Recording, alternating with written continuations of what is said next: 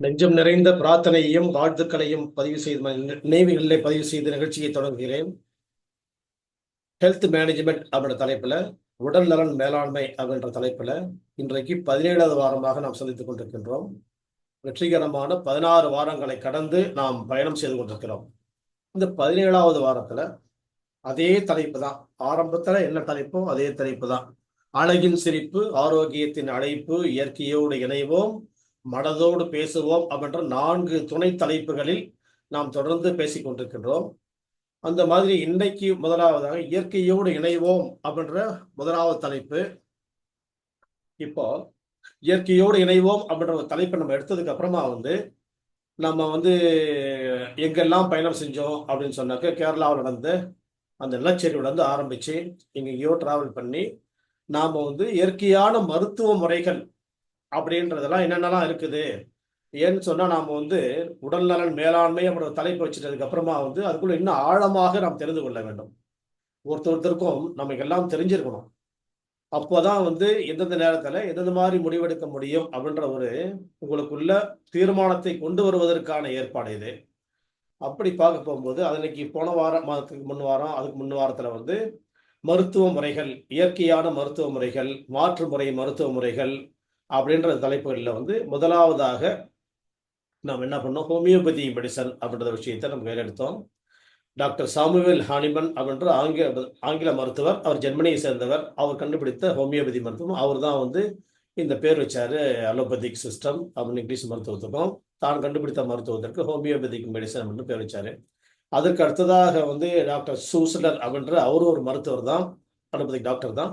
அவர் என்ன பண்ணாருன்னு சொன்னா, அவர் முதல்ல ஒரு 12 பயோசால்ட்ஸை கண்டுபிடிச்சு, அதாவது மூளையில எப்படி செயல்படுது அப்படின்னு சொல்ல பார்க்கும்போது, முக்கியமான தாதுக்கள் என்னெல்லாம் உடம்புல இருக்குது அப்படின்னு சொன்னாக்க, கொழுப்பு, ரத்தம், ஆல்புமின், உப்பு, இந்த மாதிரியான அதெல்லாம் சேர்ந்து தண்ணீர் 70%, இதெல்லாம் சேர்ந்து ஒரு 95% போனால் மீதி ஒரு 5% மட்டும்தான் 12 சால்ட்ஸு. இந்த 5% இருக்கக்கூடிய இந்த 12 பயோசால்ட்ஸ் தான் உடம்புல நோய்களை அல்லது நோயற்ற நிலையை தீர்மானிக்கிறது அப்படின்னு அவரு கன்ஃபார்ம் பண்ணாரு. அவரு இன்ட்ரோடியூஸ் பண்ண மருந்து தான் பயோகெமிக் மெடிசின்ஸா இன்னைக்கு ஹோம் மெடிசின்ஸா பல நாடுகள்ல பயன்படுத்துறாங்க. நமக்கும் தெரிஞ்சது தான் அது. அதற்கு அடுத்ததாக இவரும் ஒரு ஆங்கில மருத்துவர். இவர் ஒரு ஆங்கிலேயர், லண்டனை சேர்ந்தவர். அப்ப இவரு என்ன பண்றாருன்னு சொன்னா, இவரு அவருடைய காலத்துக்கெல்லாம் பரமா வராரு இவரு. இன்னைக்கு இவர் 150 ஆண்டுகளுக்கு முன்பாக இன்னைக்கு ஒரு வந்திருக்கிறாரு இவரு. டாக்டர் பேட்ச் அப்படின்னு சொல்லிட்டு, இவங்க ஒரு எம்பிபிஎஸ் டாக்டர். அதுக்கப்புறமா அவருடைய மேற்படிப்பெல்லாம் படிச்சுட்டு அவர் வேற எங்க இருந்தாரோ அதே பல்கலைக்கழகத்திலேயே வேலை பார்த்தாரு அவரு. அப்போ அதில் பார்க்க போகும்போது எமர்ஜென்சி மெடிசன் ப்ளஸ் பாக்டீரியாலஜிஸ்ட் அப்படின்ற ஏரியாவில் அவர் ஒர்க் பண்ணார். அந்த உயிரியல் துறை ப்ளஸ் அவசர நிலை சிகிச்சை, இந்த கேஷுவாலிட்டிலாம் இருக்கு இல்லையா, அந்த மாதிரி அங்கே ஒர்க் பண்ணிட்டு இருந்தார். ஆனால் இந்த மருத்துவ முறை பேரில் அவருக்கு நம்பிக்கை இல்லை. ஏன்னா எதுவும் தெளிவான முடிவுகள் கிடைக்கல, ரிசல்ட் கிடைக்கல, ரிலீஃப் கிடைக்கல பேஷண்ட்ஸ்க்குன்னு சொல்லிட்டு அவரும் ஆராய்ச்சி பண்ண போகும்போது அவருக்கு இயற்கையின் பால் இருக்கக்கூடிய ஈடுபாடு அவரை எங்கே கொண்டு போய் விட்டது அப்படின்னு சொன்னாக்க, அவர் வசிக்கக்கூடிய இந்த வேல்ஸ் நகரத்தை சுற்றி இயற்கை சூழல் ரொம்ப இருந்துகிட்டே இருந்துச்சு. அதெல்லாம் சுற்றி கித்தி பார்க்க போகும்போது அவருக்கு அதில் ஈடுபாடு ரொம்ப அதிகமாக இருந்துச்சு சின்ன வயசுலேருந்தே. இந்த மருத்துவ முறையை விட்டு வெளியே வர போகும்போது அவர் என்ன பண்ணிட்டாருன்னு சொன்னால், வேற வேற இடங்களுக்கு இப்போ ட்ராவல் பண்ணார், டிரான்ஸ்லேட்டராக மாறினார். அவர் நிறைய மொழிகள் கற்றுச்சிருந்தாருலாம் பேசிட்டு இருந்தோம். சரி, இப்போ அவருக்கு 2 விஷயங்கள், ஹோமியோபதிக் மெடிசன் அதை அவர் படித்து பார்க்குறாரு.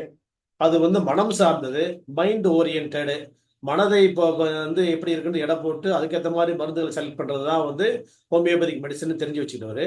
அது இயற்கையோடு இணைந்தது அப்படின்னு சொல்ல போகும்போது, இயற்கையின் பால் அதிகமான ஆர்வமுடையவராக இருந்தார் இவர். இயற்கையின் காதலராகவே இருந்தார்.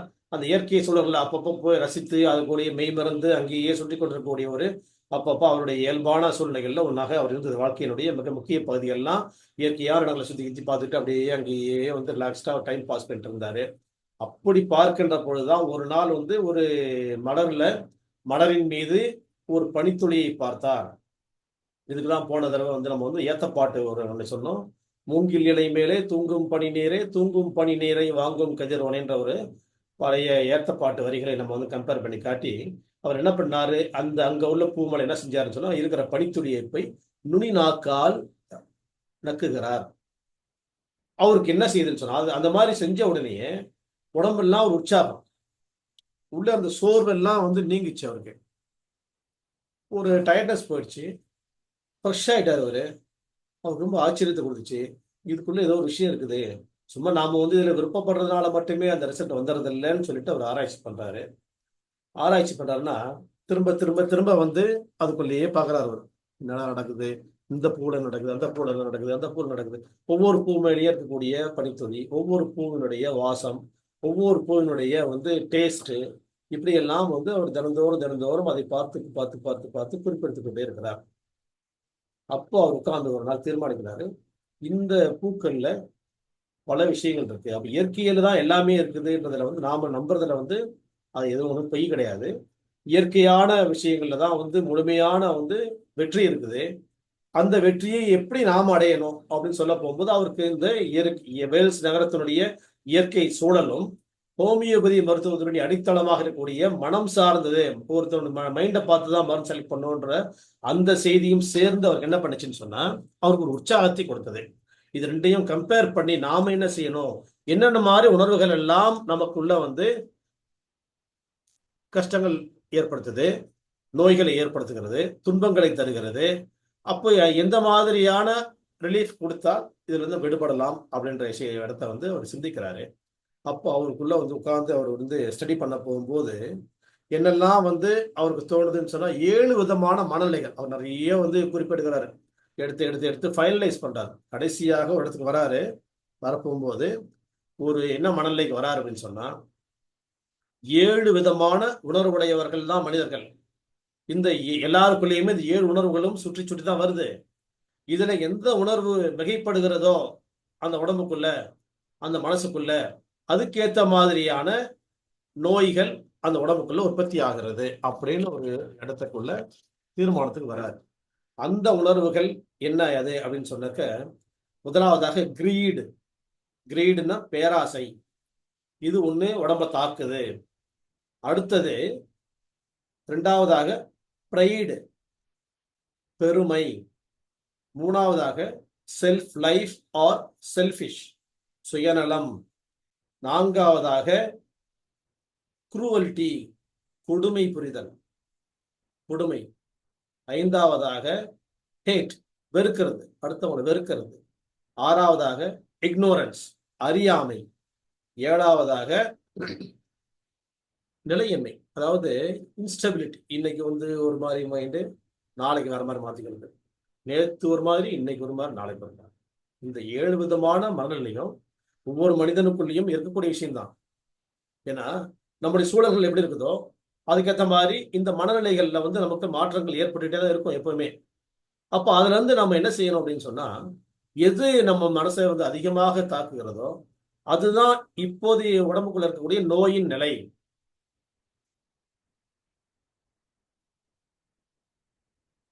நோயின் நிலை. மீண்டும் சொல்லுவேன், திரும்ப வருவேன். அப்போ இந்த 7 மனநிலைகள்ல எந்த மனநிலை வந்து அதிகமாக மிகையாக இருக்கிறதோ, ஃபார் எக்ஸாம்பிள் உணவை பத்தி எடுத்துக்கணும்னு சொன்னா, எந்த ஒரு உணவுப் பொருளும், எல்லா உணவுப் பொருட்களும் அறுசுவையோடு சேர்ந்தது, அறுசுவை கலந்தது தான். ஒரு அரிசியா இருந்தாலும் சரி, ஒரு மிளகாயா இருந்தாலும் சரி, அது உப்பா இருந்தாலும் சரி, இல்ல வந்து ஒரு பழமா இருந்தாலும் சரி, எல்லா உணவுக்குள்ளேயும் என்ன இருக்குன்னா அறுசுவையும் கலந்துருக்குது. சரி, அப்போ என்ன, இது வந்து புளிப்பா இருக்குது, இது கசப்பா இருக்குது, துவர்ப்பா இருக்குது, உப்பா இருக்குது, இது வந்து காரமா இருக்குதுன்னு நம்ம எப்படி சொல்றோம் அப்படின்னு சொன்னா, எந்த சுவை அதிகமாக இருக்கிறதோ, எந்த சுவை மிகையாக இருக்கிறதோ அந்த சுவை தான் நம்ம அது இருக்குதுன்னு நம்ம சொல்றோம். இப்ப மிளகாயை கடிச்சா காரமா இருக்குது. இப்ப மிளகாய் காரம்னு எல்லாருக்கும் தெரியும். மிளகாய்க்குள் எல்லா சுவைகளும் அறுசுவையும் கலந்துருக்குன்றது எல்லாருக்கும் தெரியக்கூடிய விஷயம் இல்லை. ஆனா இப்ப தெரிஞ்சுக்கலாம், நீங்க தெரிஞ்சவங்களும் இருக்கிறாங்க, இல்லைன்னா சொல்ல முடியாது. ஆனா இப்போ ஒவ்வொரு உணவுக்குள்ளும் அறுசுவையும் இருக்குது. மிளகாயில மற்ற சுவை இருக்குதான்னா, மிளகாய் இனிப்பு இருக்குது, மிளகாயில புளிப்பு இருக்குது, மிளகாயில துவர்ப்பு இருக்குது, மிளகாயில உப்பு இருக்குது, மிளகாயில கசப்பு இருக்குது. அப்போ புளிப்பு, இனிப்பு, கசப்பு, துவர்ப்பு, உப்பு, இந்த 5 சுவைகளும் மறைந்திருக்கிறது. காரம் மட்டும் அதுல அதிகமாக இருக்கிறது.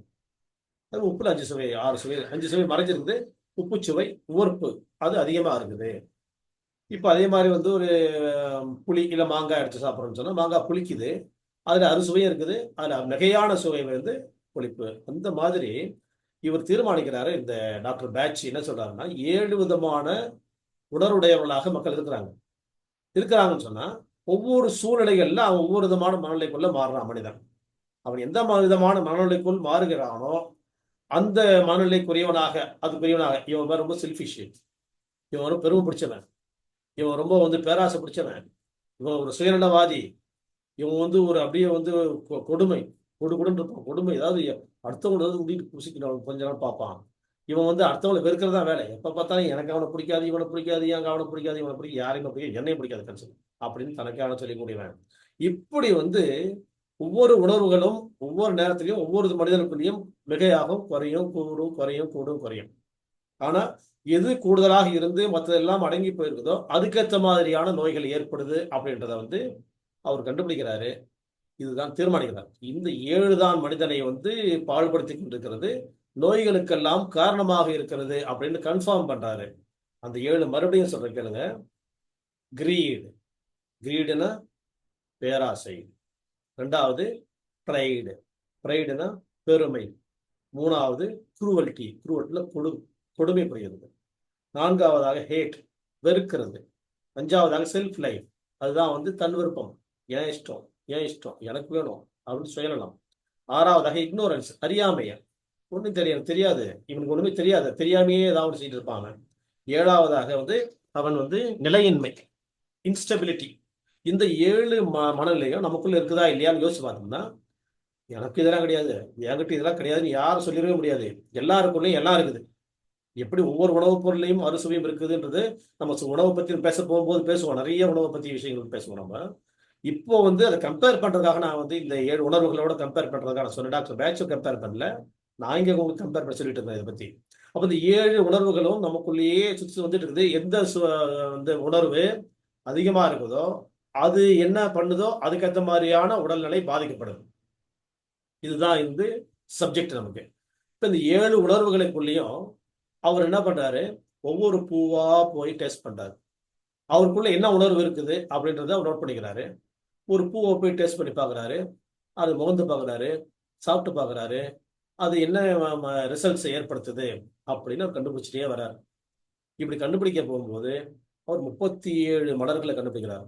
37 பூக்களில் 37 விதமான உணர்வுகள் ஏற்படுது. அதே மாதிரி என்ன உணர்வு இருந்துச்சு அந்த உணர்வு மாறுது, என்ன உணர்வு இல்லாமல் இருந்தா இருக்குதோ அந்த உணர்வு உள்ள வருது. இதனால உடம்புல என்ன கஷ்டம் இருந்துச்சு அது போயிடுச்சு. இப்போ வந்து இந்த இது இப்ப இல்லாம இருந்த ஒரு கஷ்டம் உள்ள வந்துடுச்சு அப்படின்ற ஒரு இடத்துக்குள்ள அவர் கன்ஃபார்ம் பண்றாரு. இதை அவர் தீர்மானிக்க போகும்போது அவருக்கு ஒரு 40-45 வயசுக்குள்ளதான் இருக்கும். அதுக்கப்புறம் ஒரு நாள் வந்து அவர் சொல்றாரு, கன்ஃபார்ம் பண்ணிட்டேன். இது 37 மருந்தா கண்டுபிடிக்கிறாரு. 38வது மருந்தா என்ன பண்றாருன்னா, அவர் வந்து இதுக்கு மேல பூவெல்லாம் தேடிட்டு இருக்க முடியாதுன்னு சொல்லிட்டு அங்க வந்து ஒரு சுனை நீர் இருக்கு. சுனை நீர், அருவி நீர் மாதிரி சுனை நீர். அந்த சுனையில போய் தண்ணியை பிடிச்சி குடிக்கிறாரு. அது ஒரு புதுமையான ஒரு விஷயத்தை கொடுக்குது. அவருக்குள்ள இருந்த ஒரு விஷயத்தை வெளிப்படுத்துது. அப்போ அது பார்த்த உடனே என்ன ஆகுதுன்னா, அவருக்கு ஒரு ஆச்சரியமா இருக்குது. ஓ, இந்த தண்ணியும் ஒரு விதமான மனநிலையை மாத்துது. ஒவ்வொரு தண்ணியும் ஒவ்வொரு விதமான மனநிலைகளை கொண்டு வருகின்றது. புனிதமான நேரம் பத்திலாம் நமக்கு தெரியும். இப்ப அது சப்ஜெக்ட் இல்லை. அது மாதிரி அப்ப இந்த தண்ணிக்கு என்ன ஸ்பெஷல், இந்த தண்ணிக்கு என்ன ஸ்பெஷல் அப்படின்னா அது பெரிய சப்ஜெக்டா போயிடும். நம்ம வந்து சாதாரணமா வந்து நம்ம வந்து பாட்டில்ல வாங்கி குடிக்கிற தண்ணியில வந்து ஆரம்பிச்சு ஜம்ஜம் தண்ணி வரைக்கும் போவோம். அப்போ இதெல்லாம் வந்து பேசுறோம்னா இது தண்ணீரை பத்தி பேச்சு தனியா போயிடும். இது ட்ராக் மாறிடுவோம் நம்ம, அதனால மாற முடியாது. நம்ம இங்கேயே இருப்போம். 7 உணர்வுகள், அதாவது 37 உணர்வுகளுக்குள்ள அடக்கிய 37 மலர்கள் இருந்து மருந்து கண்டுபிடிச்சிட்டு 38வதாக அவர் வந்து என்ன பண்ணிருக்காருன்னா, இதெல்லாம் வந்து நாக்கு வரட்டி இருக்கும் போட்டுருக்கு. அங்க அருகில் இருந்த சுனை நீரை போய் குடிச்சு பார்க்குறாரு. குடிச்சுன்னா அது ஒரு விதமான ஒரு விஷயத்தை ஏற்படுத்துது, உணர்வை ஏற்படுத்துது, ஒரு உணர்வை போக்குது. அப்போ உன்னை போக்குது, உன்னை வர வைக்குது, ஒரு விஷயத்தை தருது, உடல்லையும் மாற்றங்களை ஏற்படுத்துது, மனநிலையில மாற்றங்களை ஏற்படுத்துது அப்படின்னு சொல்ல போகும்போது 38வது மருந்தாக அந்த சுனை நீரவே எடுக்கிறார் மருந்து. 37 மலர் மருந்துகள், மலர்ல இருந்து எடுக்கக்கூடிய மருந்துகளும் 38வதாக இந்த சுனை நீரை எடுத்து அவர் 38 மருந்துகள் கன்ஃபார்ம் பண்றாரு. அதுக்கப்புறம் கொஞ்ச நாள் கழிச்சு அவர் சொல்றாரு, அவர் அதெல்லாம் வந்து அவருடைய நோயாளிகளுக்கு கொடுத்து பார்க்குறாரு. கொடுத்து பார்க்கும்போது ரிசல்ட்ஸ் அவருடைய வெற்றி கிடைக்குது அவருக்கு. அப்ப இது வரைக்கும் வந்து மருந்து மாத்திரை எல்லாம் கொடுத்து அந்த என்னென்ன அலோபதிக் மருந்தெல்லாம் கொடுத்து கேட்கல அப்படின்னு சொல்ல போகும்போது இந்த மருந்துகள் வந்து அவருக்கு வந்து கொடுக்க போகும்போது நோயாளிக்கு ரிலீஃப் கிடைக்குது. அவன் வந்து ரொம்ப ரிலாக்ஸ் ஸ்டேட்ல அவன் இருக்கிறான். கஷ்டங்கள் இல்லை, உடம்புல என்ன கஷ்டம் இருக்குதோ அது போகுது, மனநிலையில் உள்ள கஷ்டங்கள் போகுது அப்படின்னு சொல்ல போகும்போது, ஏன் இதவே முழுசாவே பயன்படுத்தக்கூடாதுன்னு சொல்றாரு. அவர் ஒரு நாள் சொல்றாரு, நான் 38 மருந்தோட முடிச்சிடுறேன், போதும், இதுவே போதுமானது எல்லா நோய்களுக்கும். அப்ப இதை கொடுத்து இவன் வந்து மனநிலையில சரியான ஒரு இடங்களுக்கு வந்துட்டான்னு சொன்னா, இவனுக்கு நோய்கள் இல்லாத ஒரு வாழ்க்கையை, நோய் இல்லாத உலகத்தை வந்து இவன் வந்து கண்டிப்பாக இவன் பார்ப்பான். அவனுடைய மகிழ்ச்சியான வாழ்க்கையை தொடர்வதற்கு இது போதுமானதுன்னு கன்ஃபார்ம் பண்றாரு. கன்ஃபார்ம் பண்ணதுக்கு அப்புறமா ஒரு நாள் அவர் வந்து படுக்கைக்கு போறாரு. 45 வயசு தான் நினைக்கிறேன், 45 46 வயசு. அவர் காலையில அவர் எழுந்துக்கல, அவர் இறந்து போயிடுறாரு. அப்போ வாழ்நாள் எல்லாம் வந்து எவ்வளவு நாள் நம்ம வாழ்ந்தோன்றது வந்து பெரிய ஒரு செய்தி கிடையாது. எப்படி வாழ்ந்தோம் அப்படின்றது தான் வந்து வரலாறு. அந்த வரலாற்றில் வந்து எத்தனையோ பேர் நம்ம பார்த்துருக்குறோம். அந்த குறுகிய காலத்திலேயே அவருடைய வாழ்க்கைகள்லாம் வந்து நிறைய பேர் சரித்திரத்தில் இடம்பெற்றவர்களாக இருக்காங்க. அதே மாதிரி பெரிய பெரிய வந்து அரசர்கள் இருக்காங்க, கவிஞர்கள் இருக்கிறாங்க, போர்கள் இருக்கிறாங்க. இப்படிலாம் இருக்க போகும்போது இவரும் வந்து ஒரு 46 வயசுல அவர் இறந்து போயிடுறாரு. ஆனா இறந்து போயிட்டாலும் 150 ஆண்டுகளாக இன்றைக்கும் அவர் ஆட்சி செலுத்துகின்றார் நம்முடைய மனங்களில். நம்முடைய மைண்ட்ல வந்து டாக்டர் பேட்ச் இன்னமும் உலா வருகின்றார். அப்ப எளிமையான ஒரு மருத்துவ முறையை அவர் அறிமுகம் செய்கின்றார். இயற்கையான மருத்துவ முறையை நமக்கு அறிமுகம் செய்திருக்கின்றார். ஆபத்தில்லாத ஒரு மருத்துவ முறையை நமக்கு அறிமுகம் செய்திருக்கின்றார். ஒரு அவசரமான சூழ்நிலையா இருந்தாலும் சரி, இவங்க சொல்ற ஒரு 5 மருந்துகளோட காம்பினேஷன் வந்து ரெஸ்கியூ ரெமடின்னு பேரு. அது வந்து ஒரு அவசரமான ஒரு அடிபட்டுட்டா, ஒரு திடீர்னு ஒரு ஆபத்து ஏற்பட்டால் அது வந்து ஒரு ஆபத்தானதை நாங்கள் பயன்படுத்துறதுன்னு சொல்லிட்டு ஒரு சப்ஜெக்ட் இருக்குது. அது ஒரு அந்த கலவை வந்து நம்ம எல்லாருக்கும் தெரியும். மேக்சிமம் இதை பார்த்துருக்கிறவங்கலாம் தெரிஞ்சதான் இருக்கும். இல்லைனாலும் எனக்கு தெரிஞ்சுக்கலாம். அப்ப நம்ம அந்த மருந்து என்னன்னு பார்த்து சாப்பிட்றத விட, மருந்து வந்த வரலாற்றை நாம் திரும்பி பார்க்க போகும்போது தான் நமக்கு வந்து அதனுடைய எப்படி அந்த அடித்தளம் எப்படியெல்லாம் கஷ்டப்பட்டு ஒரு மருந்துகள் கண்டுபிடிக்கிறாங்க, ஒரு ட்ரீட்மெண்ட் எப்படி கண்டுபிடிச்சிருக்காங்க, அது எப்படிப்பட்ட வெற்றியை அவங்க வந்து அவங்க பரிசோதனை பண்ணி பார்த்து வெற்றி அடைஞ்சதுக்கு அப்புறம் கன்ஃபார்ம் பண்றாங்க அப்படின்றது தான் வந்து வரலாறு. அந்த வரலாறு தான் நம்மளை வந்து இன்னைக்கு நம்பிக்கை ஏற்படுத்தக்கூடியதா இருக்குது. நம்ம பாட்டு புதுசா நம்மளாவே வந்து ஒண்ணு பண்ணலாம்னு சொன்னா, அதுக்கெல்லாம் தேவை வந்து காலம், ரொம்ப நீண்ட காலம் வேணும். இப்போ காலம் நமக்காக காத்திருக்காது. நாம என்ன பண்ணணும், இருக்கிற காலங்கள்ல வந்து யாரெல்லாம் என்ன கண்டுபிடிச்சாங்க பார்த்து பார்த்து பார்த்து அதுல இருந்து சர்ச் பண்ணி எடுத்து பிக்கப் பண்ணி எடுத்து நாம் சீக்கிரமாக வெற்றி அடைஞ்சு நம்ம ஆரோக்கியமான நிலைமையை வந்து நம்ம ஆக்கி வச்சுக்கணும். மனதும் உடலும் ஆரோக்கியமா இருக்க போகும்போது தான் வந்து அது முழுமையான வந்து ஆரோக்கியமா இருக்க முடியும். அது ஹெல்த் அண்ட் ஹார்மனி, அந்த ரெண்டுமே வந்து இதுல வந்து கிடைக்கிறதுக்கான வாய்ப்புகள் வந்து அதிகமா இருக்குதுன்றது டாக்டர் பேட்ச் கன்ஃபார்ம் பண்ணியிருக்கிறாருன்றது இந்த செய்தி. அவர் என்ன மருந்துகள் கண்டுபிடிச்சான்றதை பத்தி வந்து பார்ப்போம். அடுத்தடுத்த வாரங்களில் நாம வந்து பார்ப்போம். இப்போதைக்கு டாக்டர் பேட்ச் வந்து இயற்கையோடு இணைவோம்ன்ற பகுதியிலிருந்து இப்போதைக்கு தற்காலிகமாக விடைபெறுகிறார். மீண்டும் வந்து ஒரு அடுத்த வாரத்தில் அவரை வந்து நம்ம அழைத்து கொண்டு வந்து அவர்கிட்ட வந்து நம்ம பேட்டி எடுப்போம். அவர் என்னென்னலாம் மருந்துகள் கண்டுபிடிச்சாருன்றதை பற்றி நம்ம பேசுவோம். இது இயற்கையோடு இணைவோம். அடுத்ததாக அழகின் சிரிப்பு. இந்த அழகின் சிரிப்புல வந்து ஒண்ணு விட்டு போச்சு. நான் போன வாரம் சொல்ல வேண்டியது ஏன்னு சொன்னா, அது முன் வாரம் பதிவு இல்லாம போயிடுச்சுன்றதுனால அதுக்கு முன் வாரத்து செய்தியவே அந்த பாயிண்டவே திரும்ப சொன்னேன். போன வாரம் சொல்ல வேண்டிய பாயிண்ட் இப்ப இந்த வாரம் வருது. இந்த வாரத்துல கண்டினியூ பண்ணிக்கலாம் நம்ம. இப்போ அந்த மாதிரி பக்கவாட்டில் முடி கொட்டுனா என்ன புள்ளி, அப்புறம் வந்து பின் மண்டையில முடி கொட்டுனா என்ன புள்ளி, முன் மண்டையில முடி கொட்டினா என்ன புள்ளின்றது கடந்த 3 வாரம் பார்த்துட்டோம். ஒரு வாரம் பதிவு இல்லாதனால போன வாரமும் 4வது வாரமும் இந்த முன்மண்டை புள்ளியவே பேசணும் நம்ம. இப்போ வந்து உச்சியில் முடி கொட்டினால் என்ன புள்ளி, அதுதான் இப்ப நம்ம பார்க்க போறோம். உட்கார்ந்துருக்கு போங்க, சிட்டிங் போஸ்டர்ல நம்ம உட்கார்ந்துருக்கிறோம், ஒரு சேர்ல உட்கார்ந்துருக்கிறோம். கால் இந்த மடிப்பு ரேகை, உள்பக்கம் மடிப்பு ரேகை, கட்டவரில் இருந்து இப்படி கை வந்து நேரா வரக்கூடிய இடத்துல முழங்கால் மடிப்பு ரேகை இருக்குது, 2 பக்கமும் இருக்குது. அதுல வந்து கட்டவரல் சைடில் உள்ள ரேகை, அந்த ரேகையை ஒட்டி அழுத்தணும்னு சொன்னா உச்சியில் இருக்க முடி கொட்டுறது நிற்கும். இந்த பாயிண்ட்டை நாளைக்கு நான் உங்களுக்கு ஷேர் பண்றேன். அந்த மடிப்புல வந்து அழுத்தி விட்டீங்கன்னு சொன்னா உச்சியில வந்து முடி வந்து என்ன பலமில்லாத முடியெல்லாம் முதல்ல கொட்ட ஆரம்பிச்சிடும். எல்லாமே ஒரு பாயிண்ட் சொல்ல போகும்போது எல்லாத்துக்கும் ஒரே மாதிரி தான், எல்லா புள்ளியும் ஒரே மாதிரி தான் வேலை செய்யும். எப்படின்னு சொன்னா, முதல்ல பலமில்லாத முடியெல்லாம் முதி உதிர்வதெல்லாம் வந்து கொட்டி போயிடும். அந்த இடத்துல மறுபடியும் நியூ growth, ரீக்ரோத் அந்த இடத்துல உற்பத்தி ஆகும். அப்போ பொறுமையா இருக்கணும், எப்பவுமே அவசரப்படக்கூடாது. ஏன்னு சொன்னா, நம்ம வந்து வீடு கட்டி கொடுறான்னு சொன்னா பழம் தோடுறான் இவன் அப்படின்னு சொன்ன அர்த்தம், கடைக்கால போறது பழம் தோடி தான் ஆகணும். அந்த மாதிரி பலமில்லாத முடிகள் கொட்டுறது கொஞ்சம் காத்துடணும். அந்த பாயிண்ட் அடுத்தவங்க தான் முடி அதிகமாக கொட்டிடுச்சு அப்படின்னு சொன்னா கொஞ்சம் கொட்டை விடுங்க. அது கொட்டை உதிர்க்க வேண்டிய நிலைமையில இருக்குது. அதனால முத்தி போச்சு, முதிர்ந்து போச்சு, அது கீழே விழுந்துதான் ஆகணும். அதுக்கப்புறமா தான் வந்து நியூ குரோத் வரணுதான் ஆகணும். அந்த இடம் இருந்தா தானே. மேத்தாவுடைய கவிதைகளை ஏற்கனவே நம்ம பேசியிருக்கிறோம். இந்த மண்ணில் வேரோடி மாநிலத்தில் கால் பதித்து வீசும் புயற்காற்றை விழும் வரைக்கும் நின்றதெற்பேன், நின்றதெடுத்த முடிவில் நான் நிலத்தில் விழுந்து விட்டால் என் கன்றதற்கும் கன்றுடைய கன்றெதற்கும் கன்றுகளின் கன்றெதற்கும் மரங்களில் நான் ஏழை எனக்கு வைத்த பெயர் யாழை வாழை. இந்த வாழை மரம் விழுந்தோன்னு தான் அடுத்த வாழை மரம் வரும். அந்த மாதிரி அந்த விஷயத்தை நீங்க யோசிச்சு பார்த்தீங்கன்னு சொன்னா, இப்போ இந்த இடத்துல வந்து அந்த பலமில்லாத முடி உதிர்ந்ததுக்கு அப்புறமாக அந்த இடத்துல புது முடி வந்து உற்பத்தி ஆகுது. அது வழியை விட்டு ஒதுங்கி போகுது. அது ஒதுங்கி போறது கூட வழி விடாம அதையும் பிடிச்சி வச்சுட்டோம்னு சொன்னாக்க ஒன்றை இழந்தாதான் ஒன்றை பெற முடியும்ன்ற விதி வாழ்க்கை எல்லாத்துக்கும் பொருந்தும். அப்ப நாம வந்து அதே மாதிரிதான் நம்ம ஒரு இடத்துல இன்னொரு இடத்துல மைக்ரேஷன் போனாதான் வந்து நம்ம வந்து இந்த இடத்துல ஒரு தொழில் செய்ய சரியில்லைன்னா இன்னொரு இடத்துக்கு மைக்ரேஷன் பண்ணி தான் ஆகணும்.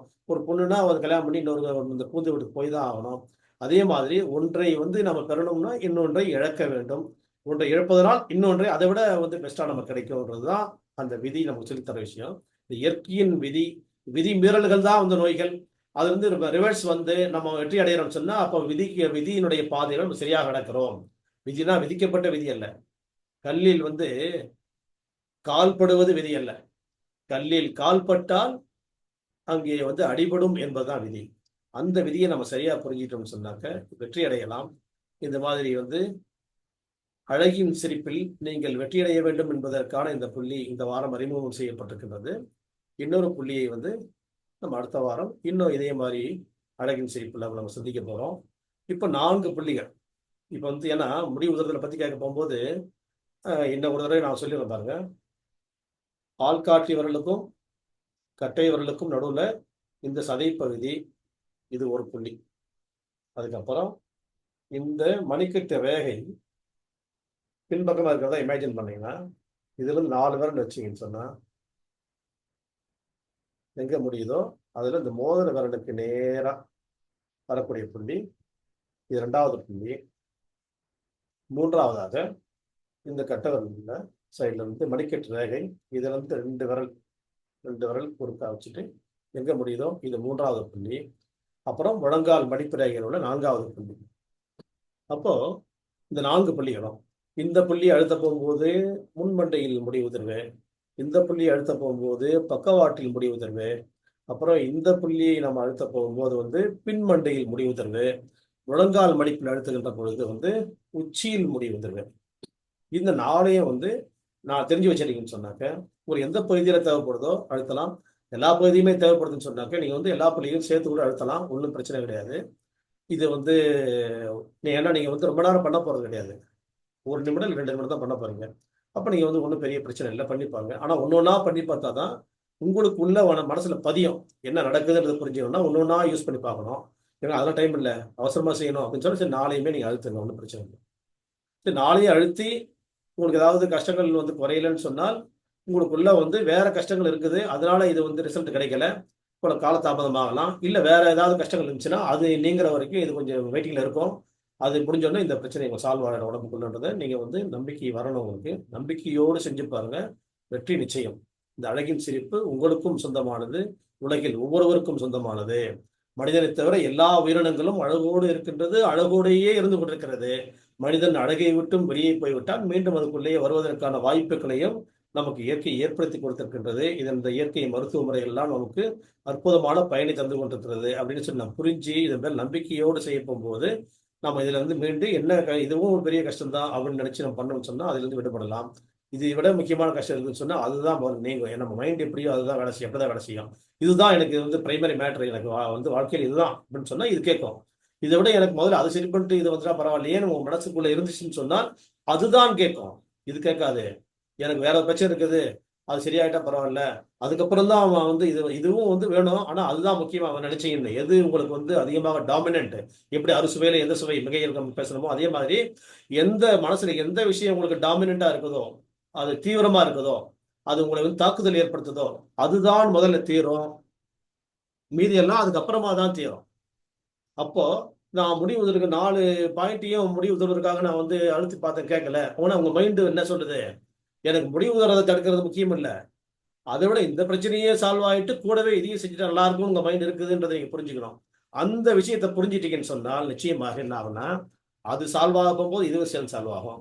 இதுதான் டாமினன்ட், எங்களுக்கு முடி கொட்டை தான் நிறுத்தணும் அப்படின்னு நீங்க நினைச்சீங்கன்னு சொன்னா முடி கொட்டை தான் போல நிற்கும். அந்த பிரச்சனை சால்வ் ஆகாது. அது எந்த பிரச்சனைனா இருக்கட்டும். எனக்கு லிவர் ஃபெயிலியர், எனக்கு கிட்னி ஃபெயிலியரோ முடி உதறதா, எனக்கு வந்து முடியோட தான் நான் சாகணும், நான் கிட்னி ஃபெயிலியர் செத்தா கூட பரவாயில்ல அப்படின்னு நினைச்சீங்கன்னு சொன்னா முடி உதறது போல நிற்கும். கிட்னி கரெக்ட் பண்ணிக்குவோம் அப்புறம் முடிவு தரதை பார்க்கலாம்னு நினைச்சீங்கன்னு சொன்னா முதல்ல வந்து கிட்னி கரெக்ட் ஆகும், அப்புறமா தான் முடிவு தருது நிற்கும். இந்த சப்ஜெக்டை புரிஞ்சுக்கின்னா, இந்த விஷயத்தை புரிஞ்சால் முடிவுறதை சரி பண்ணலாம். இப்போ முடிவு சரி பண்ணி அழகின் சிரிப்போடு நீங்கள் அடுத்த வாரம் என சிந்திக்க வேண்டும். இதற்கு அடுத்ததாக வந்து ஆரோக்கியத்தின் அழைப்பில் நம்ம 17 வாரங்களாகவும் ஒரே ஒரு இடத்த தான் பார்த்துட்டு இருக்கிறோம். இதயத்தை தாண்டி போகவே இல்லை, போகவே முடியாது. நிறைய விஷயங்கள் இருக்கு இதயத்துக்குள்ள. இதயத்தை புரிஞ்சா எதை வேணா சாதிக்கலாம். ஏன்னா mother of all organs heart, எல்லா உறுப்புகளையும் விட தாய்மையான ஒரு உறுப்பு இதயம். இதயம் உண்மை மட்டும் தான் பேசும். அப்போ அந்த இடத்த நம்ம சரி பண்றதுக்கு முயற்சி எடுத்து அதில் வெற்றி அடைஞ்சிட்டாலே மற்ற எல்லா ஆர்வங்களும் கரெக்டாக ஆயிடுன்றது நம்பிக்கையினால தான் தொடர்ந்து நம்ம 17வது வாரமும் சேர்ந்து இந்த ஹார்ட்டுக்குள்ள தான் போயிட்டு வரோம். அதே மாதிரி உங்களுக்கு வந்து இந்த எந்த ஒரு வாரத்திலேயாவது உங்களுக்கான சப்ஜெக்ட் இருந்திருக்கும் கண்டிப்பாக, அல்லது இருக்கும். அப்போ ஹார்ட்டை பத்தி பேசிட்டு இருக்கும்போது ஹார்ட் எப்படி சேஃப்டி பண்றதுன்னு ஆரம்பத்தில் பேசினேன். அதுக்கப்புறம் ஹார்ட்ல வரக்கூடிய நோய்களை பத்தி பேசிட்டு இருக்கிறோம். அதுக்கப்புறமா வந்து இப்போ நம்ம என்ன பண்ணிட்டு இருக்கிறோம்னு சொன்னா பால்பிட்டேஷன்ஸ் பத்தி பேசிருக்கோம். படபடப்பு, ஹார்ட்ல வரக்கூடிய படபடப்பு எதனால ஏற்படுகிறது? அப்போ 3 விதமான காரணங்கள். இதயத்துக்குள்ள படபடப்பு ஏற்படுதுன்னு சொன்னால் இதயம் சார்ந்த நோய்கள், அல்லது இதயத்திற்கு அப்பாற்பட்ட பிற உறுப்புகளின் பிற உறுப்புகள் ஏற்படக்கூடிய நோய்கள் காரணம். 2வது, 3வதாக நான் ஆர்கானிக்னா மைண்ட் ரிலேட்டட், மனதின் செயல்பாடுகள் வரக்கூடிய மாற்றங்களின் காரணமாக ஏற்படக்கூடிய படபடப்பு. இந்த படபடப்பு வந்து 3வது பார்ட்டு. நம்ம இன்னும் எல்லாமே இப்பதான் பார்த்துட்டு வரோம். இந்த வார்த்தை வந்து இதை வேணா எடுத்துக்கலாம். நம்ம வந்து இப்போ நம்ம வந்து என்னன்னா முதல் நிறைய விஷயங்கள் நம்ம பத்தி பேசிட்டே இருந்தோம் இல்லையா? அந்த ஹார்ட்ல வரக்கூடிய டிசீஸ் பத்தி பேச போகும்போது போன வாரமா வந்து நம்ம என்ன பண்ணோம் அப்படின்னு சொன்னாக்க, ஹார்ட்டை பத்தி பேசிட்டு போகும்போது நம்ம வந்து பேரோசிஸ்மல் டக்கிகார்டியா அப்படின்னு ஒரு விஷயத்தை பார்த்தோம். ஒன்றும் பயப்பட வேணாம் நீங்க. பேரோசிஸ்மெல்லாம் விட்டு விட்டு வரக்கூடிய டக்கிகார்டியா அப்படின்னாக்க படபடப்பு. சரி, இது வந்து நார்மலாகவே சில பேர் நமக்கு எல்லாருக்குமே இருக்கும். எப்போன்னா தேவைப்படும் போது, ஆன் நெசசிட்டி. எப்படின்னு சொன்னா நம்ம வந்து வேகமா ஓடுறோம், அவசரமா ஒரு வண்டி பிடிக்கிறதுக்கு பஸ் பிடிக்கிற ஓடுறோம்னு வச்சுக்கலாம். அப்போ ஹார்ட் படப்படும். ஏன்னா ரத்த ஓட்டம் அந்த இடத்துக்கு அதிகமாக சப்ளை பண்ணும். அப்போ அது வந்து நேச்சுரல். சாதாரணமாகவே அடிச்சுட்டே இருக்குது. இப்போ வண்டி ஓட்டே போகும்போது செகண்ட் கியர்லேருந்து தானாவே 4வது கியருக்கு போயிடுச்சுன்னா எப்படி? நம்ம மாத்திரம் இல்லையா? அந்த மாதிரி திடீர்னு வந்து படப்படப்பட்டு அடிக்கும், கொஞ்சம் பார்த்து நார்மல் ஆகிடும். இதுதான் வந்து இந்த டிசீஸ். இப்போ சாதாரணமாக வந்து ஓடும்போது அதிகமாகிறதோ, இல்லை ஒரு சாப்பிட போகும்போது ரத்த ஓட்டம் வயிற்றுக்கு அதிகமாக போகும்போது படபடப்பு ஏற்படலாம் சில பேருக்கு இந்த இன்டைஜஷனில். அது வந்து வேற. அது வந்து கட்டாயமானது, எசென்ஷியல். இது நான் எசென்ஷியல், நமக்கே தெரியாது. இது வந்து ஆட்டோமேட்டிக்காக வந்து தானாக வர்றது. இதுதான் வந்து டக்கிகார்டியானாக்க படபடப்பு, அதாவது விட்டு விட்டு அடிக்கக்கூடிய அதிகரிக்கக்கூடிய இதய படபடப்பு. சரி, ரைட்டு. இதுக்கு தான் போன வாரம் நம்ம வந்து என்ன பார்த்தோம், இந்த இடத்துல ஒரு புள்ளியை பார்த்தோம். இந்த புள்ளி வந்து நிறைய நூற்றுக்கணக்கான நோய்கள் திரும்ப திரும்ப வரப்போகுது. ஒரு இடத்துக்கான கவனிச்சு வைங்க, ஒவ்வொரு இடமா கவனிச்சுட்டு வாங்க. இப்போ நம்ம மனம் சார்ந்த விஷயத்துல வந்து நம்ம என்ன பண்ணலாம்னாக்க, எமோஷனல் அப்செட். இது எல்லாருமே உணர்ச்சி வசப்படுறதுனால ஏற்படக்கூடிய பாதிப்புகள். ஒரு திடீர்னு உணர்ச்சி வசப்பட்டோம் ஏதாவது காரணத்தால, நம்மளை அப்படியே நம்ம மீறி அறியாமையே நமக்கு வந்து என்ன நடக்குதுன்னு தெரியாமல் போயிடுவோம். அது மாதிரி ஸ்ட்ரக் ஆகி போய் பயிற்சி இல்லாமல் அப்படியே உட்காந்து இருக்கவங்களும் இருக்காங்க. அதே மாதிரி வந்து முழுக்க மென்டல் ஆகிடவங்களும் இருக்காங்க. இந்த பார்ஷியல் இன்சானிட்டி, அதாவது இப்போ வந்து அக்யூட் இன்சானிட்டி, திடீர்னு வரக்கூடிய மனநிலை பாதிக்கூடியவர் இருக்கிறாங்க. அப்புறம் சில பேர் வந்து அப்படியே வந்து உறைஞ்சி போய் ஒரு மாசம் உட்காந்துருப்பாங்க. சில பேருக்கு என்ன பண்ணா, இப்போ இந்த அக்டோபர் மாசமே தான் திரும்ப திரும்ப ரிப்பீட் ஆகும். ஒரு வருஷம் 6 மாசம் 8 மாசம் 9 மாசம் 10 மாசம் நல்லா இருப்பாங்க. திரும்ப இதே மாசம் வரப்போது பிரச்சனை வரும். இந்த மாதிரி நிறைய வந்து அதுக்குள்ள இருக்குது. சைக்கலாஜிக்கல் மேட்டர் வந்து வேற வேற மாதிரி நிறைய இருக்க போகும்போது நம்ம இதை பத்தி கவலைப்பட வேண்டாம். இந்த பிரச்சனை இந்த மாதிரி வந்து எமோஷனல் அப்செட்ன்றது எல்லாருக்குமே வந்து வாழ்க்கையில வந்து எல்லாருக்கும் நடக்கணும்னு அவசியம் இல்லை. பெரும்பாலானவங்களுக்கு திடீர்னு வரக்கூடிய அதிர்ச்சிகள் அதெல்லாம் இருக்கலாம். ஒன்றும் இல்லை, ஒரு டிரான்ஸ்ஃபர், ஸ்கூல்லேருந்து டிரான்ஸ்ஃபரோ, இல்லை வந்து ஸ்கூல் டிரான்ஸ்ஃபர் பிள்ளைகளை பண்ணிட்டு இருக்கோம், இல்லை வந்து பெரியவங்களுக்கு தொழில் மாற்றப்படும், இல்லை வேலையில் இருக்கிறவங்களுக்கு அந்த வேலை மாற்றம், இங்கேருந்து நீ பெங்களூர் போ, இல்லை பெங்களூர்லேருந்து நீ வந்து இப்போ வந்து இதுக்கு ஆந்திராவுக்கு வா, ஆந்திராவிலேருந்து நீ உத்தரப்பிரதேசத்துக்கு போ அப்படின்னு சொல்ல போகும்போது நமக்கு ஒரு பதட்டம் ஏற்படும். இது மாதிரிலாம் வந்து இல்லை, ஒரு வேறு ஏதாவது சம்பவங்கள் நடக்கலாம். நம்ம வந்து ஒரு விற்க வேண்டிய பொருள் நெருங்கி போயிடுவோம், நம்ம ஏமாத்திட்டு ஓடி போயிடுவாங்க. அது மாதிரி வாங்குற பொருள் வந்து வாங்க போகும்போது அவன் ஏமாந்து வாங்கிட்டு வந்துடுவோம், வீட்டுக்கு வந்துடும் தெரியும், அந்த மாதிரி ஏமாந்து போயிட்டோம். அப்புறம் அதே மாதிரி வந்து பல சம்பவங்கள், நம்ம நிறைய விஷயங்கள் இருக்குதுல்ல. மொத்தம் எமோஷன், இந்த உணர்ச்சி வசப்படுவதனால ஏற்படக்கூடிய பாதிப்புகள், மனநிலை பாதிப்புகள் உடம்பையும் சேர்த்து பாதிச்சு ஒரு அதிர்ச்சிக்குள்ளாக, ஒரு அதிர்ச்சியான சூழ்நிலைகள்ல ஒரு மனிதன் தள்ளப்பட்டு விட்டால் அவனுக்கு என்ன செய்யலாம்னு சொன்னால் சுண்டுவலுக்கு நேரம் மணிக்கட்டுவார்கள். இது ஹார்ட்டோட பாயிண்ட். இந்த மணிக்கட்டு ரேகை மேல ஈஸி தான். இதையும் நாளைக்கு நான் ஷேர் பண்றேன் உங்களுக்கு. Press press press press press இந்த மாதிரி இது கொஞ்ச நேரம் பண்ணலாம். எப்பவுமே உடல் பாதிப்புகளுக்கு ஒரு நிமிடத்திலேயே கூட சரியாயிடும். மனதின் பாதிப்புக்கு என்னன்னா கொஞ்சம் கூடுதல் நேரம் எடுக்க வேண்டிய சூழ்நிலை வரும். கொஞ்ச நேரம் விடாம, ஆனா வந்து ரொம்பலாம் போட்டு பதட்டப்பட்டு எல்லாம் பண்ணீங்கன்னா வேலை செய்யாது. பாயிண்ட் ரிதமிக்கா ரிலாக்ஸ் ஸ்டேட்ல அப்படியே வந்து எப்படி வந்து லப் டப் அப்படின்னு இதயம் அடிக்கிறதோ அதே மாதிரி touch touch touch touch touch இந்த மாதிரி கொடுத்தாக்க அந்த மனதின் பாதிப்பிலிருந்து மீட்டெடுப்பதற்கு இந்த அக்குபஞ்சர் புள்ளி மிக மிக அற்புதமாக வேலை செய்யும். இந்த புள்ளிக்கு சைனீஸ் என்ன பேர் வச்சிருக்கான்னு சொன்னா ஷென்மென் அப்படின்னு பேர் வச்சிருக்கான். ஷென்மென் அப்படின்னு சொன்னாக்க காட்ஸ் டோர். இப்போ என்ன இந்த பாயிண்ட் மூலமா என்ன செய்யுதுன்னா knocking the door of God. அப்போ இறைவனை வந்து நம்ம அழைக்கக்கூடிய இடம் அப்படின்ற மாதிரி அவங்க பொருள்படுற மாதிரி பேர் வச்சிருக்கலாம் ஷென்மென். இந்த இடத்த நம்ம பயன்படுத்த போகும்போது நிறைய விஷயங்கள் நம்ம வந்து இதை மீட்டெடுக்கலாம். இப்ப நம்ம பேசிட்டு இருக்கிறது வந்து மனதின் செயல்பாடுகள், மனபேதளிப்பு, உணர்ச்சி வசத்தினால் ஏற்படக்கூடிய மனபேதளிப்பை சரி பண்ணுவதற்கு இந்த புள்ளியை நாம் பயன்படுத்தலாம்ன்றதுதான் இன்னைக்கு வந்து இந்த செய்தி. இதை நீங்க வந்து நம்ம தெரிஞ்சு வச்சுட்டாக்க பையன் வந்து ஸ்கூல்ல இருந்து மார்க் ஷீட் வாங்கிட்டு வரப்போம் போது ஃபெயில் ஆகி வந்திருப்பான். அவனால வந்து தயங்க முடியாது. அவன் எப்படி வந்து சொல்லவும் முடியாம சொல்லாம இருப்பான். நம்ம அவனை போய் திட்டி அடிச்சு ஒன்றும் ஆக போறது இல்லை. முடிஞ்சதுக்கு அப்புறம் அந்த விஷயத்துக்கு போய் நம்ம உள்ள போய் பார்க்கல, எந்த அர்த்தமும் கிடையாது. அது வந்து முன்கூட்டியே அவனை வந்து ப்ரிப்பேர் பண்ணியிருக்கணும். ரைட் இல்லை அப்படின்னு சொல்லும் போது அதை பத்தி அவனை சமாதானப்படுத்தணும்னு சொன்னா அதை மீறி அவன் வந்து நம்ம வந்து அவனை வந்து கொடுமைப்படுத்தக்கூடாது. குருவல்டி இப்போ பேசணும் இல்லையா டாக்டர் பேட்ச் சொன்ன மாதிரி அந்த மாதிரி கொடுமைப்படுத்தக்கூடாது. அவனை இன்னும் துன்புறுத்தக்கூடாது. அவன் என்ன பண்ணும் கூப்பிட்டு இந்த இடத்துல நம்ம லேசாக டச் பண்ணணும்னு சொன்னா அவன் ரிலாக்ஸாக தூங்கிடுவான். அதுக்கப்புறம் வந்து ஒன்றும் இல்லை, இது என்ன பெரிய தோல்வி, இந்த எக்ஸாமினேஷன்ல ஃபெயில் ஆகலாம் ஒரு பெரிய மேட்டரே கிடையாது. நிறைய பேர் வந்து எக்ஸாமினேஷன்ல ஃபெயில் ஆனவங்க தான் பெரிய பேராங்களா உலகத்தில் இருக்கிறாங்க அப்படின்னு சொல்லிட்டு நம்ம சொல்லணும். இப்போ ஃபெயில் ஆனவங்களை பற்றி சொல்லணும்னா இந்த குழந்தைகளுக்கு சொல்லிக் கொடுக்கணும் நம்ம இந்த விஷயத்தெல்லாம். கலைஞர் கருணாநிதி தமிழ்நாட்டின் முன்னாள் முதலமைச்சர் 10ஆம் கிளாஸ் ஃபெயில். அவர் முதலமைச்சர் ஆகும்போதோ இல்லை ஒரு மிகப்பெரிய ஒரு இடத்துக்கு வரப்போகும்போதோ அவர் ஃபெயில் ஆகணும் அந்த வாத்தியார் இருந்திருந்தாருன்னா அவருடைய மனநிலை எப்படி இருக்கும்னு யோசிச்சு பாருங்க. அவர் வாழ்க்கை தோல்வி அடைஞ்சாரு. ஒரு எக்ஸாம்பிள். நம்ம வந்து ஒன்றும் கட்சியை பற்றி பேசலை. அவர் நிறைய வந்து புத்தகங்கள் எழுதினவர், எழுத்தாளர்.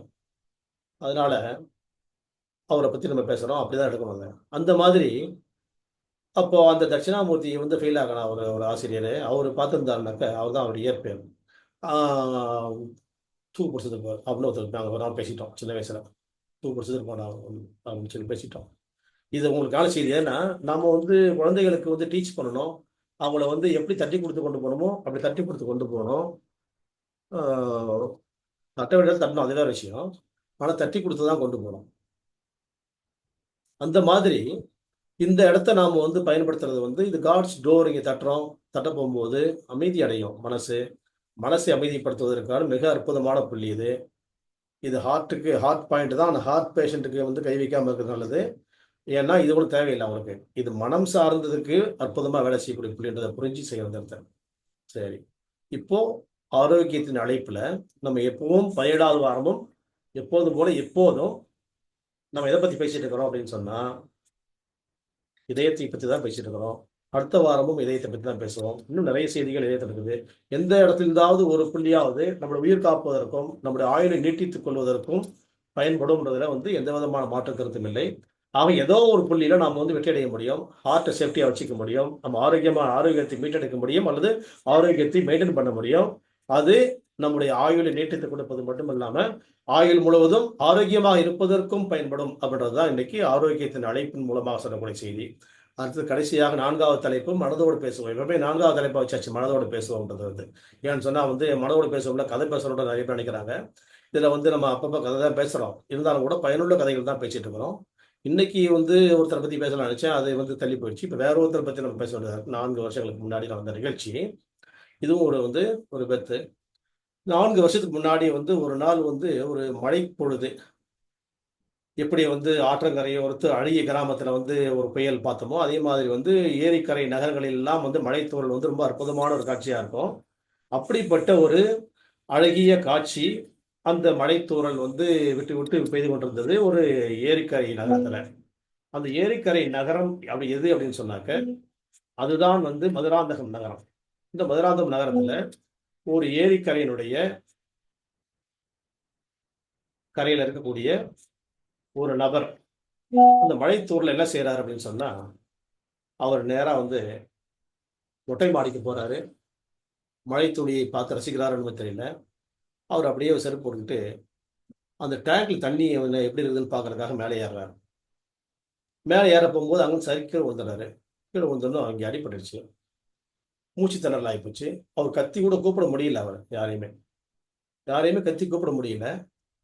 இப்படியோ முக்கி முனி வந்து கூப்பிடுறாரு. அப்புறம் வந்து ரொம்ப நேரம் வந்து அவர் எங்க இருக்காங்கன்னு காணாம ஒரு 10, 15 நிமிஷமோ, 1/2 மணி நேரமோ இருக்கலாம்னு நினைக்கிறேன். அது கடைசியா வந்து அவர் இருக்கிற ஒரு சவுண்ட் கேட்டு கேட்டு அப்புறம் எல்லாம் போய் பார்க்க போகும்போது, அவர் மூச்சு பேச முடியாம மூச்சு திணறல் ஆகிட்டு அப்படி கிடக்க ஒரு கிடக்குறாரு. அந்த மூச்சு திணறல் அவங்க என்ன பண்ணியிருக்கணும்? எமர்ஜென்சி இல்லையா இது? இந்த எமர்ஜென்சிக்கு என்ன பண்ணணும்? உடனே வந்து கேஷுவாலிட்டி கொண்டு போணும். ஃபர்ஸ்ட் எய்ட் பண்ணணும். ஃபர்ஸ்ட் எய்ட் தெரிஞ்சா பண்ணணும். இல்லைன்னா வந்து கேஷுவாலிட்டிக்கு போணும். அவங்க அது செய்யாம என்ன பண்ணிட்டாங்கன்னு சொன்னா, ஒரு கார்ல தூக்கி போட்டுக்கிட்டு சென்னைக்கு வந்துட்டாங்க. நம்ம சென்டருக்கு வந்துட்டாங்க. சென்னைக்கு வந்த உடனேயே என்கிட்ட வந்தோன்னு நான் சொன்னேன், "எதுக்கு இந்த மாரி வந்தீங்க?" அப்படின்னு சொல்லி கேட்டேன். "இல்ல நாங்க உங்களையே தான் பார்த்துலாம் வந்தோம்" அப்படின்னாங்க. நான் சொன்னேன், "என்கிட்ட பார்க்கணும்னா நீங்க அவசர சிகிச்சை முதல்ல பார்த்துட்டு தானே வந்திருக்கணும்னு" சொன்னேன். "இல்ல, இல்ல எதுவா இருந்தாலும் நாங்க வந்து உங்கள தான் பார்ப்போம்" அப்படின்னு சொன்னாங்க. இன்னைக்கு கிட்டத்தட்ட ஒரு 4 வருஷம் ஆயிடுச்சு. அப்போ வந்து ட்ரீட்மெண்ட் குடுத்து அனுப்புனோம். அதுக்கப்புறம் ஒரு 2, 3 மாசத்துக்கு ரொம்ப கஷ்டங்கள் இருந்துட்டே இருந்துச்சு. கொஞ்சம் கொஞ்சமா குறைஞ்சது. அதுக்கப்புறம் நார்மலா வந்துட்டாங்க.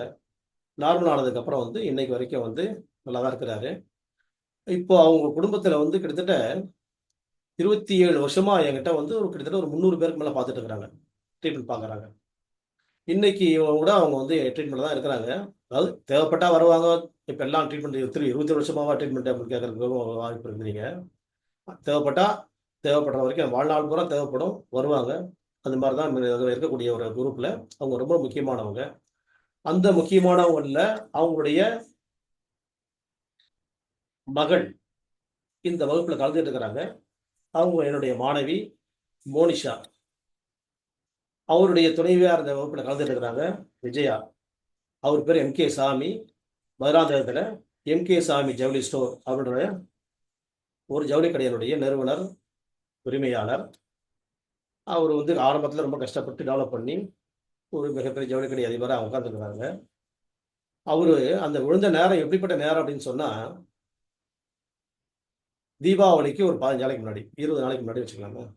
அது எப்படிப்பட்ட நேரம்? Season time.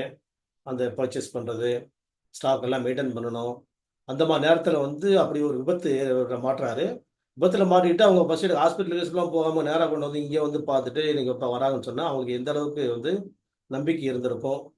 அவங்களுக்கு எப்படின்னு சொன்னா, அவங்க அப்பாவுக்கு வந்து ஒரு ட்ரீட்மெண்ட் பார்த்தாங்க இங்க ஆரம்பத்துல 27 வருஷத்துக்கு முன்னாடி. அத பத்தி நம்ம இன்னொரு வாரம் பேசிக்கலாம். அது வேற விஷயம் அது. இப்போ வந்து இந்த இவரு வந்து இன்னைக்கு வரைக்கும் நம்ம ட்ரீட்மெண்ட்ல இருக்கிறாங்க. அவங்களுடைய மகளை இன்னைக்கு கொண்டாந்து இங்க படிக்க வச்சிருக்கிறாங்க அப்படின்னு சொன்னாக்க, இன்னைக்கும் உங்க ஸ்டூடெண்ட்டா அவங்க வந்து இன்னைக்கோட வந்துட்டு போறாங்க அப்படின்னு சொன்னா, அவங்களுடைய நம்பிக்கை எந்த அளவுக்கு ஆழமானது, அவங்களுடைய ஈடுபாடு எவ்வளவு வந்து அ அற்புதமானது. அவங்க இன்னைக்கு வரைக்கும் எந்த ஒரு வேற ஒரு மருத்துவ முறைக்கெல்லாம் போகாம, இந்த இயற்கை மருத்துவ முறைகள்லேயே இன்னைக்கு வரைக்கும் தொடர்ந்து பயணம் செய்து கொண்டிருக்கிறார்கள். நம்மோடு சேர்ந்து பயணிக்கிறார்கள். நான் சின்ன வயசா உட்கார்ந்துருக்க போம்போது, அவர் வந்து நாங்க வந்து ரைஸ் மில் வச்சிருந்தோம். ரைஸ் மில்ல அவர் வந்து நெல் அரிசி வந்து நெல்ல வந்து அரிசி ஆக்குறதுக்கு வந்து வந்து போனவர் தான் அவரு. அந்த காலத்துலருந்து பழக்கமானவர் தான். அதுக்காக வந்து அவர் ட்ரீட்மெண்ட்ல வந்து ஃபாலோ பண்ணிட்டு உட்கார்ந்ததில்ல. அவர் வந்திருக்கிறது வந்து இங்க வந்து இந்த ட்ரீட்மெண்ட்டுடைய பெனிஃபிட் புரிஞ்சிருக்கு. ஏன்னா அவங்க அப்பாவுக்கு பார்த்தாரு. அதுக்கப்புறம் அவங்க ஃபேமிலிக்கு பார்த்தாங்க. கிட்டத்தட்ட 300 பேர் என்ன கூட ஒருத்தர் 2 பேர் இதில பார்த்துட்டு இருக்கிறாங்க அவங்க. அந்த மாரி அவ்வளோ பெரிய லெங்தியான ஒரு ஃபேமிலி. அவங்க வந்து எதுக்காக வந்து இங்க பார்க்குறாங்கன்னு சொன்னா, இந்த மருத்துவ முறையை அவர்கள் சரியாக புரிந்து வைத்திருக்கிறார்கள். அதான் சப்ஜெக்ட் இப்ப முக்கியம். ஏன்னா, இந்த அலோபதியுடைய சிஸ்டம் என்னெல்லாம் தப்பு நடக்குது, அது வந்து எப்படி சைட் எஃபெக்ட் குடுக்குது, அதுல போனோம்னா எப்படிலாம் வந்து நம்முடைய வந்து ட்ராக் எல்லாம் மாறி எங்கெல்லாம் திரும்ப திரும்ப திரும்ப பயணங்கள் எப்படிலாம் ரிவர்ஸ்ல போயிடுது, அப்படின்றத வந்து அவர்கள் புரிந்து வைத்திருக்கிறார்கள். அதனுடைய விளைவா தான் வந்து அவர்களுக்கு என்ன நடந்துட்டு இருக்குது, இன்னைக்கு வரைக்கும் ஆரோக்கியமான சூழ்நிலைகள்ல அவர்களுடைய வாழ்க்கை நடைபெற்றுக் கொண்டிருக்கிறது. அவங்க மிகப்பெரிய ஹாஸ்பிட்டல்ல போய் படுக்க வேண்டிய அவசியம் இல்ல. மிகப்பெரிய மருத்துவமனையில போய் வந்து ஸ்கேன் பண்ணி ரிப்போர்ட் பார்த்துக்கிட்டு, அந்த பைய தூக்கிக்கிட்டு அலைய வேண்டிய அவசியம் இல்ல. எந்த டாக்டர் கொடுக்கக்கூடிய எந்த மருந்து மாதிரி எனக்கு சுகர், எனக்கு பிபி, எனக்கு தைராய்டு அப்படின்னு சொல்லிட்டு காலங்காலமாக மருந்துகளும் கையுமா இருக்கக்கூடிய சூழ்நிலைகள் அவங்களுக்கு இல்லை. அப்போ அவங்களுக்கு வந்து நோய்கள் இல்லை, நீடித்த நோய்கள் இல்லை, பரிசோதனைகள் இல்லை, தொடர்ச்சியான பரிசோதனைகள் இல்லை, மருந்து மாத்திரை இல்லாத ஒரு வாழ்க்கை. இதை விட வேற என்ன வேணும்? இதுதான் அற்புதமான வாழ்க்கை. நம்ம வந்து வாழ்நாளில் பெரும்பாலும் வந்து ஹாஸ்பிட்டலோடையே நம்முடைய லைஃப் போயிடுது. ரொம்ப கடின உழைச்சி நம்ம சம்பாதிக்கிறோம். சம்பாதிக்க போகும்போது நம்ம உடம்பை வந்து பாழ்படுத்திக்கிறோம். அதுக்கப்புறமா அது சம்பாதிச்சதெல்லாம் கொண்டு போய் ஹாஸ்பிட்டல்லையே செலவு பண்ணி காலி பண்ற வரைக்கும் விடுறதில்லை நம்ம. இல்லை அவங்க நம்மளை விடுறதில்லை. காலி பண்ணிட்டு தான் விடுவாங்க. இல்லை நாம காலி பண்ணாம வரமாட்டோம். அவங்களே முடியாது நீங்க போங்கன்னு சொல்ல, இல்லை நீங்க எப்படியாவது பாருங்க நீங்க அப்படின்னு சொல்லிட்டு நாம் மறுபடியும் அங்கதான் போய் விடுவோம். அதையெல்லாம் தாண்டி இதுவரையிலும் அவங்களையும் அவங்க சேர்ந்தவர்களும் இன்னைக்கும் வந்து நம்பிக்கையோடு இந்த ஒரு இயற்கை மருத்துவ முறைகளை எங்கிட்ட தான் சொல்ல அவங்களுக்கே பெரும்பாலும் தெரியும். அந்த மாதிரி பயன்படுத்தி கொண்டிருக்கிறார்கள் அப்படின்ற ஒரு செய்தி உங்களுக்குள்ள பதிவு செய்ய போகும்போது உங்களுக்குள்ளேயும் அதே மாதிரி மருந்துகள் இல்லாத, நோய்கள் இல்லாத, பரிசோதனை இல்லாத ஹாஸ்பிட்டல்ல போய் படுத்துக்கிட்டு நம்ம இன்னொருத்தட்ட கையேந்தி நம்ம வந்து அந்த எனக்கு வந்து மாதிரி இந்த 1 லட்சம் கட்ட சொன்னாங்க, 5 லட்சம் கட்ட சொன்னாங்கன்ற ஒரு தேவைகள் இல்லாத ஒரு சூழ்நிலையை நீங்கள் பெற வேண்டும். அப்படிப்பட்ட ஒரு வாழ்க்கை அற்புதமான வாழ்க்கை, நிம்மதியான வாழ்க்கை, அது வந்து ஒரு அமைதி தரக்கூடிய வாழ்க்கை, இன்பமயமான வாழ்க்கை. அந்த வாழ்க்கை உங்கள் எல்லோருக்கும் அமையும் என்ற வாழ்த்துக்களை நான் இந்த இடத்தில் தெரிவித்துக் கொள்கின்றேன். இந்த வகுப்பை, இந்த கல்வியை நான் பெறுவதற்கு உதவக்கூடிய எல்லோரும் என்னுடைய ஆசிரியர்கள். அந்த ஆசிரியர் பெருமக்களுக்கான பிரார்த்தனைகளோடு நிறைவு செய்கின்றேன். நன்றி அன்புக்குரியவர்களே.